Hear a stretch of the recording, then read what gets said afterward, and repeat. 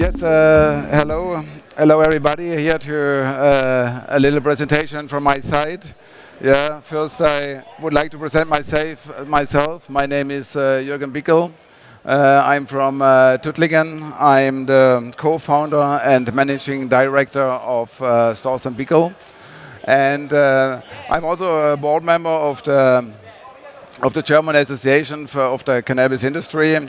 My professional background is civil engineering. I spent a few years in South America doing a little bit development work, Entwicklungshilfe. Yeah, and of course in the year 2000 my partner Markus Storz founded the company by bringing up the volcano on the market, and in 2002 we founded together Storz and Bickel.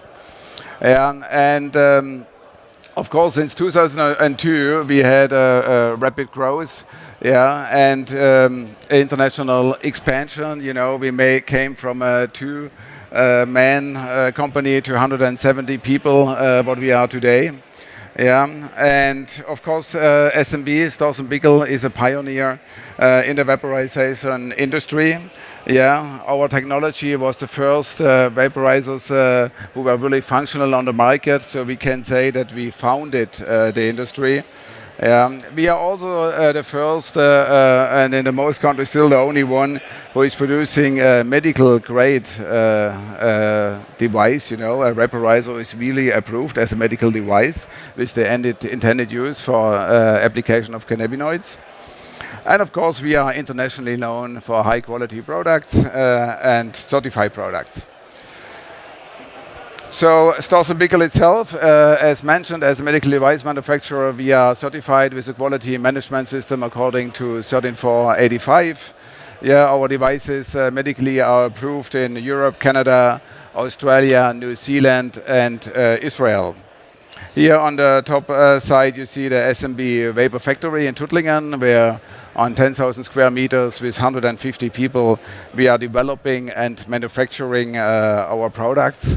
So all of our products are developed in-house. We then purchase all parts and assembly them in our factory. And still until today 80% of our suppliers are coming out of Germany. So yes, as mentioned before, pioneer and founder of this new industry. Our technology is, we have extensive expertise in what we are doing. Yeah, a long-standing international fan base. You know, in every year we ship in more than 100 countries, what shows that all over the world people are loving our products and using them.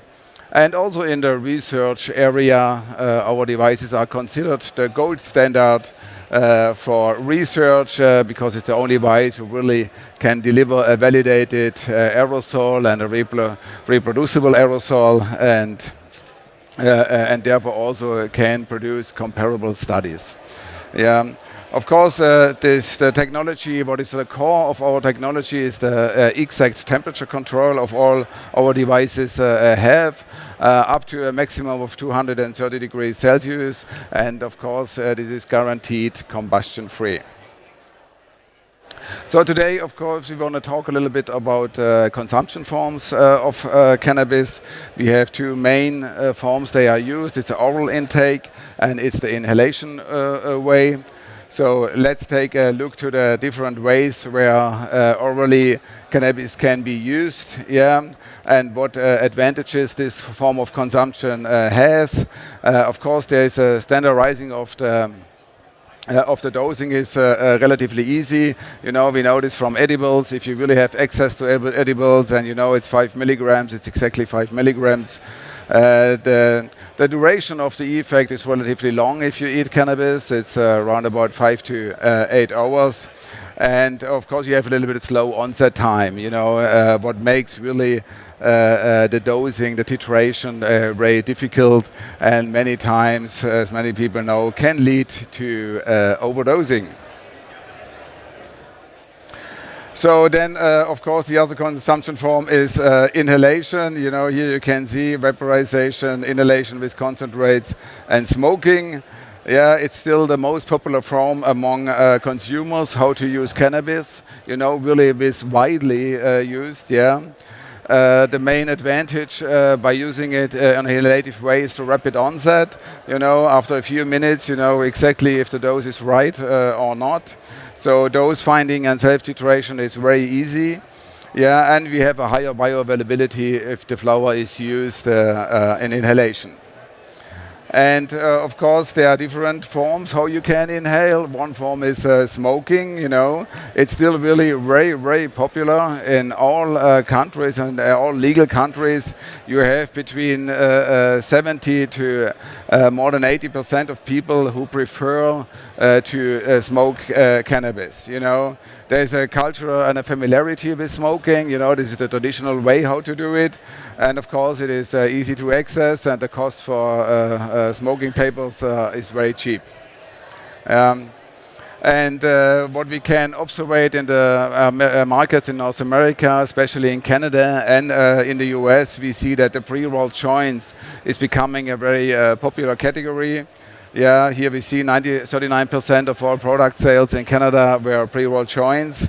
Yeah, in the USA it is similar. Yeah, 60% of share, but rapidly growing. Yeah, and what we also see is infused pre-rolls, not just with dry flower, but also added THC in form from oils, from hash, in different forms. It is added to it, and if you look to the US, almost half of it is already infused. So a disadvantage and risk, obviously, of smoking is if you smoke a joint, of course, you get in the glue, you have 500 to 600 degrees Celsius, and this leads that you find in the inhalation, in the aerosol you are creating by smoking, really 105 different substances. You have increased risk due to carcinogens in smoke. It's harmful to your lungs. It can lead to chronic cough and acute bronchitis. Yeah, it has not a really good taste. You have maybe cannabis who really smells very nice. It's grown under organic conditions, and then you smoke it in a joint, and this is really not a good use to it. So smoking has really clearly disadvantages. Then if you go to the liquid vapes, yeah, also liquid vapes has a growing popularity. Yeah, it's all-in-one vapes especially. You just you buy it, you use it a few times, and you throw it away. Yeah, inclusive the battery and everything. Yeah, it's the second most popular category after flowers, and of course the concentrate of THC within the oil with 95% is very high. And of course, then you have up to 1 gram of this liquid in a cartridge, what is a lot of THC. Also here the disadvantages and the risk a little bit. Of course, here's different additives you can find. So if you have a concentrate cartridge, you don't know exactly what is really in there. Besides of THC, there are a lot of additives like flavorings. Terpenes taken out in the extraction process, terpenes putting back afterwards. Yeah, you have the propylene glycol who gives these nice clouds. Yeah, of course the vitamin E acetate, what is mentioned here, of course this was a very dangerous addictive. Yeah. And of course, these high volumes of THC can also drive up tolerance and increase the risk of overdosing. We know that you need only 2-3 puffs of this, and you have already an extreme or high effect. And then we take a look to vaporization. Of course, first in vaporization, you use dry flowers. If you buy dry flowers here in a pharmacy, they are really, it's a very controlled flower. It's not processed, so I always recommend the less processed the material is, the better it is. Yeah, you have temperature control and a gentle heat up. You have the inhalation without any harmful byproducts. You have a much better taste by vaporization. Yeah. In the case of SMB, tested and validated devices available. They are really tested, they are really validated by third parties validated. But of course equipment is needed like devices from Storz and Bickel. And if you look then to the devices, we find really a lot of devices on the market for vaporization in all kind of categories and all price ranges, but not everybody or all of them are made in the same way. We have these two main principles of conduction and convection vaporization. Cheap products many times only work with conduction. The frying pan principle, they just heat up a hot surface, and in the middle it's maybe burned, on the outer side it doesn't even vaporize, so you have an uneven vaporization and even up to combustion.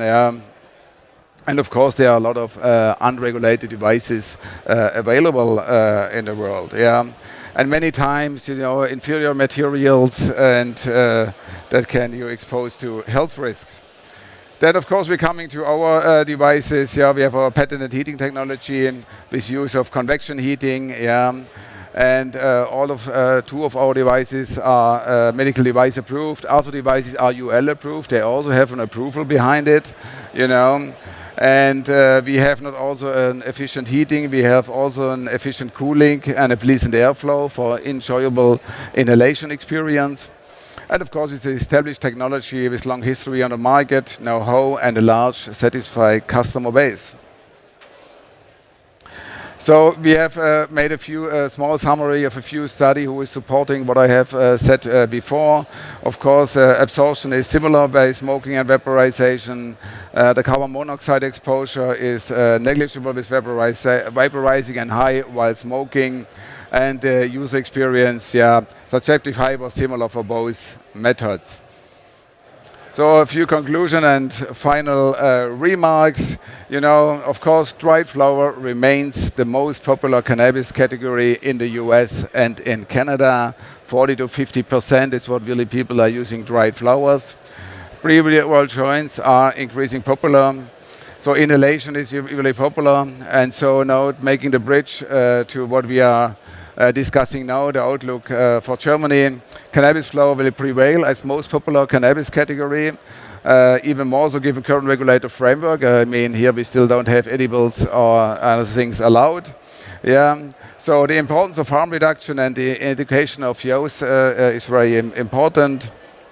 Importance of supporting concept of vaporization as a safer alternative, to really say you do not have to smoke. And of course, to shape the future of legal cannabis in Germany, we must consider and find solutions for how the majority will actually consume it. So this was a very brief overview about SMB, about smoking and vaporization comparison really fastly. I have 20 seconds left exactly on time, and so we can take the next step to the panel. Thank you.